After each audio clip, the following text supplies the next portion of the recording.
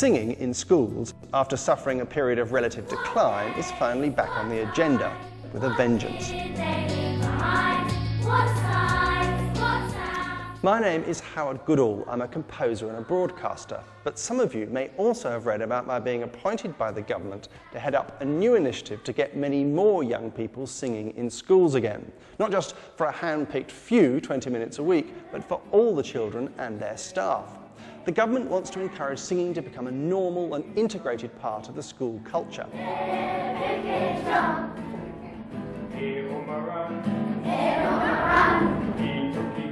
Schools where singing thrives are happy schools. Scientific studies from all over the world have shown that singing accelerates learning by improving the child's memory skills. It's a fun way to learn languages or numeracy. It builds a sense of teamwork, and it's a great opportunity to bring together children from very different backgrounds into one sociable and enjoyable activity.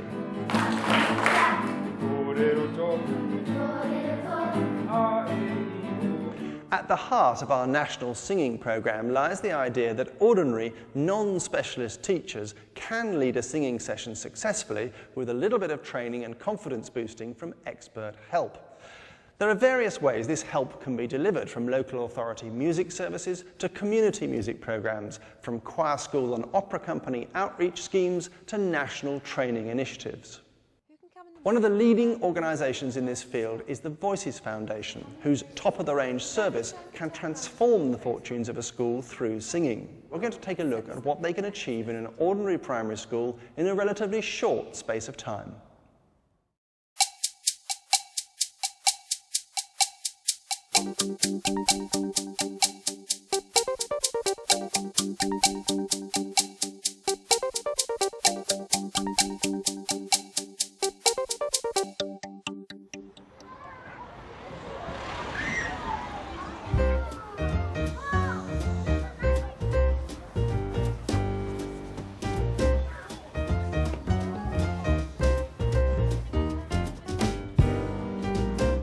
This is Morley Memorial Primary School in Cambridge. It has a roll call of 405 children and once had a strong tradition of music that head teacher Jenny Collier is hoping to revive. Morley is a very diverse school. It's a large primary school on the southern fringes of Cambridge City. We have a very wide range of children from different backgrounds, different socio-economic backgrounds, different cultural backgrounds. Not huge numbers, but probably an average sort of number of children with special needs, some of whom have got quite challenging special needs. We've got quite a high proportion of children who are very able. So it's varied in all kinds of different ways. With a wide diversity of pupils, an academic record close to the national average, and a head teacher keen to expand its musical commitment, Morley seemed the perfect place for us to put an alternative teaching method to the test. We asked Susie Digby from the Voices Foundation to take its singing programme to Morley for a 10-week trial. She claims it can boost self-confidence, enhance mental alertness and improve social cohesion. Her challenge will be to adapt a year-long programme to work in just 10 weeks. In the staff room, Susie's arrival is anxiously anticipated. Only a few of the teachers have had any music training. Most dread performing publicly, and less than 50% can read music. There's quite a lot of apprehension amongst a lot of the staff. My personal thoughts were, oh my God, I can't sing for toffee. I'm not 100% sure of exactly what's going to happen, but I've been told that, you know, some people are going to come in, do some training with us, and the training's aimed at non-music specialists to sort of help them deliver music, the music curriculum and singing to the children. If it's something that we can do in class, then I can really see people probably doing more of it, whereas if it's just something that's like quite complicated and takes quite a lot of resources and effort to create or to carry out, then I don't think people will carry it on as much.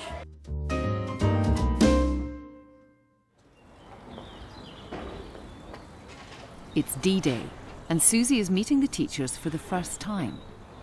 She's been running this programme for nearly 14 years.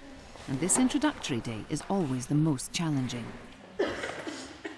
Hello everyone, I'm Susan Digby and I'm Principal and Founder of the Voices Foundation, which is a national charity which I set up 14 years ago to bring music through the medium of singing to every child in the country via class teachers, essentially, giving skills and confidence and resources to class teachers to teach music as they teach every other subject. The main aim of the first session is to put all the teachers in the school in the same learning situation that we'd be putting the children in. We've got to give them very immediately some sense that they can embark on this with confidence and with some skills. We'll start off with a song involving body parts. So would you like to, responding quickly, touch the part of the body that I refer to? Okay, chest, knees, head, chest, knees, shins, toes. Okay, I'm going to sing a song. Dodge your knees, sit this one out. And please just touch the body parts, so follow my actions. Off I go. Every single song in the Voices repertoire is there for a reason and does a very specific job, illustrating an element of music and helping teachers to explain and teach it. Now we're going to sing the whole song, but we're going to put head into our thinking voice. So we're not going to sing it out loud, we're just going to sing it in our thinking voice. Off we Chest, go. chest, knees, toes is designed to help children recognise a change in pitch, training them to hear the notes in their head, rather than having to have it played or sung to them out loud. Off we go. Knees, toes. Knees, toes. Knees, shins, toes. Over the next 40 minutes, Susie takes the teachers through the basics of the course. This includes encouraging children to feel and understand the pulse of a song, developing an awareness of phrasing in music, and putting the initial building blocks in place that should make the transition from singing to reading and writing music simple. This is a very interesting phase in the programme because I know through my years of experience that all these teachers are going to gain enormously from over the next 10 weeks. Each and every one of them is going to have something incredibly valuable about themselves that they develop over the course of this programme, which will benefit the children and themselves enormously.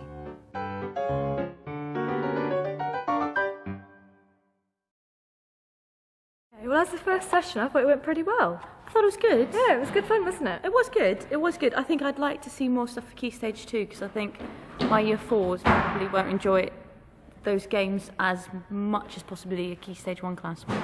I was expecting it to be interactive, but I wasn't expecting it to be so interactive.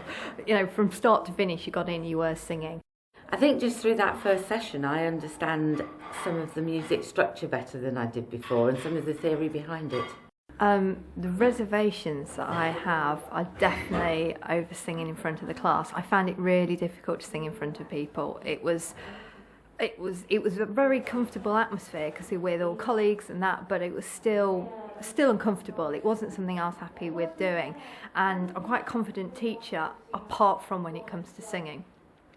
So I still think I'm going to have concerns over doing it in front of the class.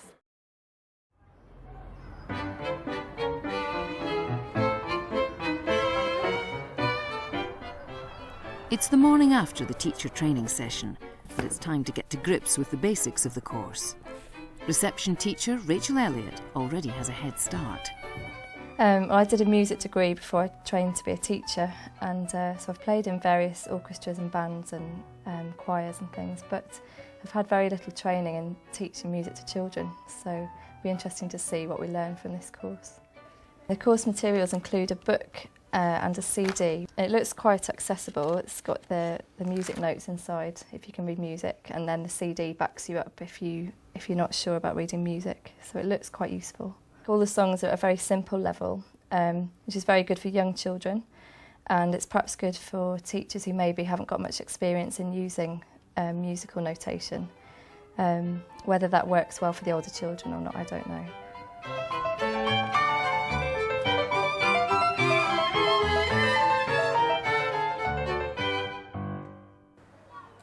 We're going to do some special singing today. We're going to sing some songs we've never sung before. And first of all, we're going to do a song about saying hello to each other. Okay? And we're going to pass around, Ethan, Percy the pig, and then you'll know it's your turn to sing. Okay, it's very simple. We're going to sing, hello, how are you? And the other person is going to sing, very well, thank you. Okay. It's vital in these early stages that we use lots and lots of call and response songs, which enables the individual child to make a sound and have that very same sound come back from the class at him. Hello, how are you? Very well, thanks. Now, if you think about it, if you go to a piano and play a note and say, sing that note, most children in our culture won't be able to do that. But if they are initiating the sound and having it back at them, that's reinforcing something very positively. And hello, how are you is a wonderful little way with two little pitches in a very accessible pitch relationship for them to experience that. The children are soon in full flow, and the games that are associated with the songs are proving to be a real hit. Chest, knees, toes, head, chest, knees, shins, toes. Ready, Tom? You're going to be the singer. Okay, everybody ready? Ready for Tom to start. You're going to sing.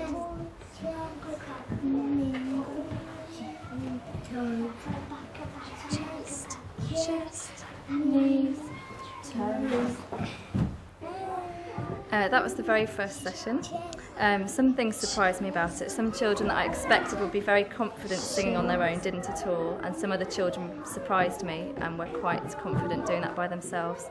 The child who I thought would struggle with concentration didn't. He managed very well. But other children did struggle with concentration, which may be because it's the middle of the afternoon and a warm day. But I think they enjoyed it. I'm going to start off with "Here I come," and you're going to sing back to me, "Where from?" Over the next couple of weeks, the teachers begin to work the singing sessions into the school day. Very nice. We'll try that again. That was lovely. Now I'd like everybody to be sitting up. If you sit up, you'll be able to sing with you. Okay? Right. Here I come. Where from? London. What's your train? Lemonade. Very good. Now I would like you to really listen to the notes which I'm singing and see if you can repeat those same notes back in identically the same pitch as I'm singing. Okay? At this early stage, the Voices Foundation recommends that sessions take place little and often, with 5 minutes a day being preferable to a 20-minute session once a week. Head teacher Jenny Collier has already started to see the signs of change.